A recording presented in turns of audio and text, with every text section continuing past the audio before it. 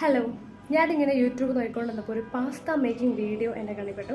എന്നാൽ പിന്നെ എന്തുകൊണ്ടത് ഉണ്ടാക്കിക്കൂടാ എന്നായി എൻ്റെ ചിന്ത. എല്ലാ ഇൻഗ്രീഡിയൻസും ഒന്നും എൻ്റെ കയ്യിലില്ല. എന്നാലും ഉള്ള ഇൻഗ്രീഡിയൻസ് വെച്ചാൽ നമുക്കൊന്ന് തട്ടിക്കൂട്ടി നോക്കാം. പാസ്തകൾ പലതരം. അപ്പം ഞാനിവിടെ ഈ ഒരു മക്രോണി പാസ്തയാണ് എടുത്തിരിക്കുന്നത്.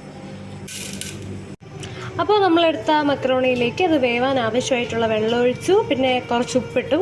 ഇനി ഇത് തിളക്കട്ടെ. ഒരു 7 മിനിറ്റ് ആകുമ്പോൾ കുക്കാവും എന്നാണ് ഇതിൻ്റെ പാക്കറ്റിലുണ്ടായിരുന്നത്. ഇടയ്ക്കൊന്ന് ഇളക്കി കൊടുക്കണേ. ഇതിങ്ങനെ അടിയിലിങ്ങനെ ചിലപ്പം പിടിക്കാൻ ചാൻസ് ഉണ്ട്.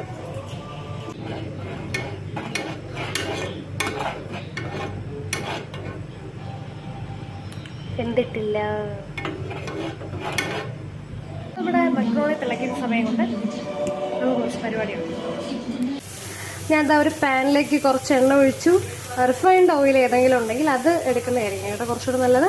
പിന്നെ അതിലേക്ക് ക്യാപ്സിക്കം, സവാള, വെളുത്തുള്ളി ഇത് ഇത്രയും ഇട്ടൊന്ന് ഇങ്ങനെ ആക്കിയെടുക്കാം.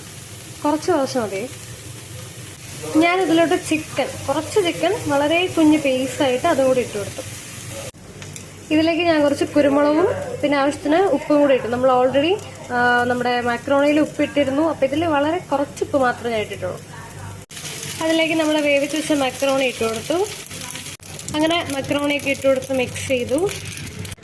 ഒരു പാൻ വെച്ച് ചൂടായി അതിലേക്ക് കുറച്ച് ബട്ടറും കുറച്ച് മൈദ ഇട്ടു. പാലൊഴിച്ചു.